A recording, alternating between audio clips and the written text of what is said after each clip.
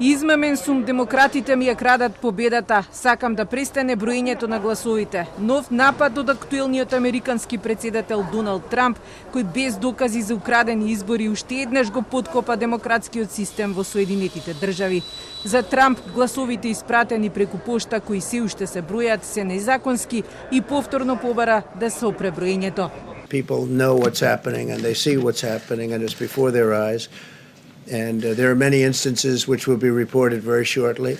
There's tremendous litigation going on. And this is a case where they're trying to steal an election. They're trying to rig an election. And we can't let that happen. Detroit and Philadelphia, known as two of the most corrupt political places anywhere in our country, easily cannot be responsible for engineering the outcome of a presidential race, a very important presidential race. Во 17-минутното обраќање Трамп рече дека водел со голема разлика на многу клучни локации, но одеднаш таа предност почнала мистериозно да се намалува и обвини дека демократите не дозволиле законски наблюдувачи при броењето на гласовите. Но ова не е точно, велат од ОПСЕ. Нема докази за овие обвинувања.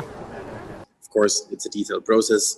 We all know that there are some differences, but independent of differing voting systems and differing electoral systems in different states, we try to get the picture on ground to see what's happening. And when checking that, when observing, we could not find any hints of systemic wrongdoing or fraud or manipulation. Председателот нема право да бара да престане броењето, велат од ОПСЕ. Сите 50 држави имаат своји индивидуални електорални администратори кои ги наблюдуваат изборите. They are responsible for counting and they want to continue the count, and it's not up to the President of the United States to call either for stopping the count or proclaiming victory. Како се намалува предноста на Трамп, неговите поддржувачи излегуваат на протести. Полицијата дури уапси во Филаделфија едно лице за наводно планирање напад врз центарот за броење. Неколку телевизии го прекинаа обраќањето на актуелниот претседател. Трамп е патетичен и ова е срам за демократијата, беа реакциите на телевизиските новинари.